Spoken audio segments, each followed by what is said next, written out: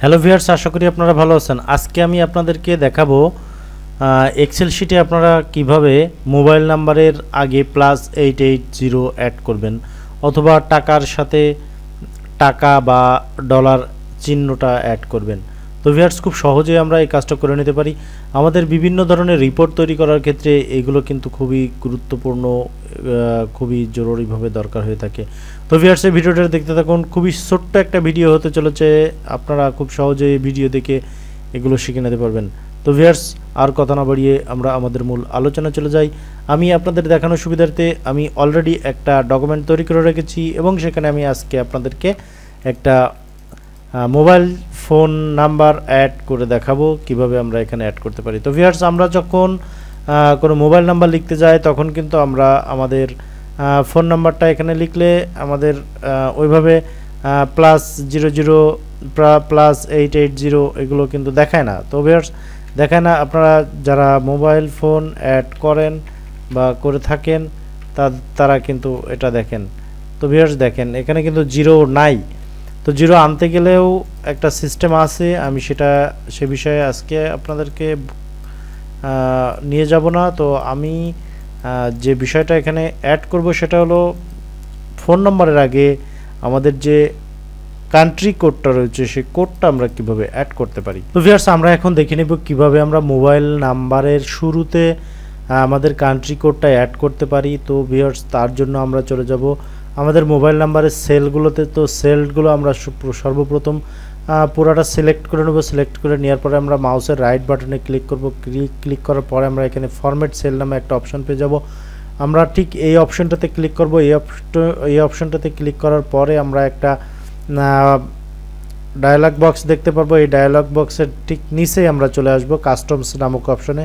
Customs নামক অপশনে এসে আমরা এখানে জেনারেল যে সেটআপটা রয়েছে এই সেটআপটা আমরা জেনারেলটা আমরা মুছে দেবো। মুছে দিয়ে এখানে আমরা লিখব আমাদের সেই কাঙ্ক্ষিত মোবাইল নাম্বার বা কাঙ্ক্ষিত মোবাইল নাম্বারের জন্য আমাদের যে কান্ট্রি কোড সেই কান্ট্রি কোডটা। তো ভিউয়ার্স, আমাদের কান্ট্রি কোডটা আমাদের সকলেরই জানা আছে যে প্লাস দিয়ে শুরু, +880 আমাদের কান্ট্রি কোডটা রয়েছে। তারপরে আমরা স্পেস দেব। স্পেস দেওয়ার পরে আমাদের যে সংখ্যাগুলো আমরা এখানে লিখব সেই সংখ্যাটা আমরা এখানে উল্লেখ করে দিব। অর্থাৎ আমাদের জিরোর পরে সাধারণত আমাদের 10টা নাম্বার থেকে রয়েছে, এই নাম্বারটা আমরা এখানে বসিয়ে দেব। তাহলে আমরা এখানে 10টা জিরো বসাবো, 2 3 4 5 6 7 8 9 10।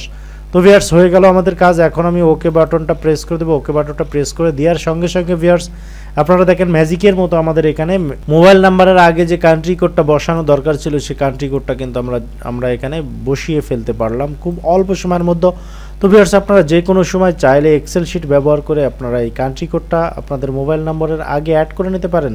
তো ভিউয়ার্স, আরেকটা বিষয় আমি আপনাদেরকে দেখাবো যে আমরা এখানে যে টাকাটা লিখে থাকি বা যে অ্যামাউন্টটা লিখে থাকি এই অ্যামাউন্টটা আমরা যদি অ্যাকাউন্টস ফরম্যাটে দেখতে চাই তাহলে আমরা এখান থেকে জাস্ট আমরা এই কমা স্টাইলে ক্লিক করে দেবো। কমা স্টাইলে ক্লিক করে দেওয়ার পরে আমরা এখান থেকে ডিক্রিজ ডেসিমেলটা সিলেক্ট করে দেবো। তো ডিক্রিজ ডেসিমেলটা সিলেক্ট করে দেওয়ার পরেই কিন্তু আমরা এখানে আমাদের যে অ্যামাউন্টটা রয়েছে সেই অ্যামাউন্টটার পরে আমাদের যে 3 সংখ্যার আগে যে কমা ব্যবহার করার নিয়ম রয়েছে সেই নিয়ম মাফিক কিন্তু আমরা এখানে আমাদের অ্যামাউন্টের আগে কমার ইউজটা পেয়ে যাব। তো ভিউয়ার্স, আমাদের আজকের মূল আলোচনার মাঝে ছিল যে আমরা স্যালারির যেটা দিব বা অ্যামাউন্টের আগে আমরা বা অ্যামাউন্টের পরে আমরা টাকা কিভাবে অ্যাড করব সেই বিষয়টা আমরা আজকে দেখে নেব। তো প্রথমে আমরা দেখে নিলাম মোবাইল নাম্বারের আগে কিভাবে আমরা আমাদের কান্ট্রি কোডটা অ্যাড করতে পারি।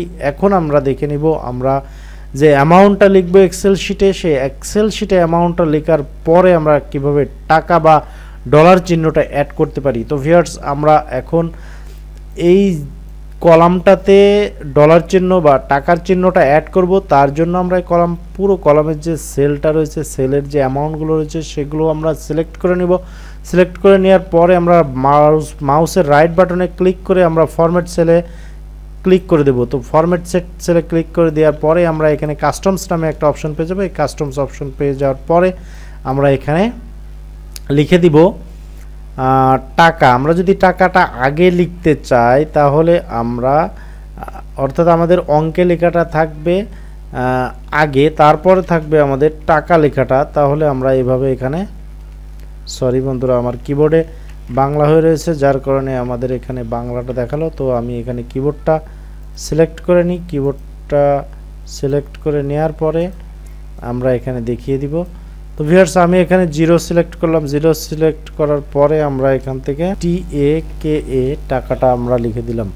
তো এভাবে আমরা লিখে দেওয়ার পরে আমরা এখান থেকে ওকে বাটনটা ক্লিক করব। ওকে বাটনটা ক্লিক করে দেওয়ার সাথেই দেখেন ভিউয়ার্স, আমরা যে সেলটা এখানে সিলেক্ট করেছিলাম সেই সেলটা কিন্তু এখানে চলে এসেছে।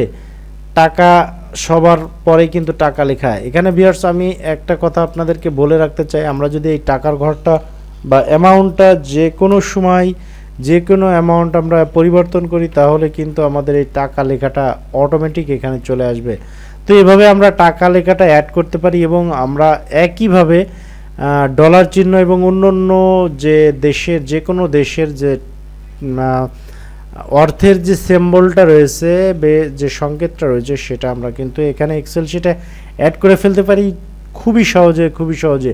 তো ভিউয়ার্স, এখানে আমি আরেকটা কথা বলে রাখি, এখানে কিন্তু আমরা যখন টাকাটা অ্যাড করব বা টাকায় লেখা থাকবে, সেক্ষেত্রে কিন্তু আমাদের এই সেলের সঙ্গে অন্য কোনো সেল গুণ করা কিংবা যোগ করা কিংবা বিয়োগ করা, এই সমস্ত ক্ষেত্রে কিন্তু কোনো ইফেক্ট পড়বে না। আমাদের নর্মাল সেলের মতোই এখানে যোগ বিয়োগ গুণ ভাগ সবই করা যাবে।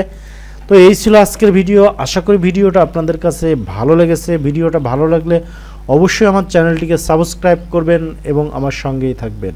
আমি ধারাবাহিকভাবে এক্সেলের আরও অনেক গুরুত্বপূর্ণ এবং খুবই দরকারি কাজগুলো নিয়ে আপনাদের সামনে হাজির হব। তো আজকে এই পর্যন্তই। আল্লাহ হাফেজ।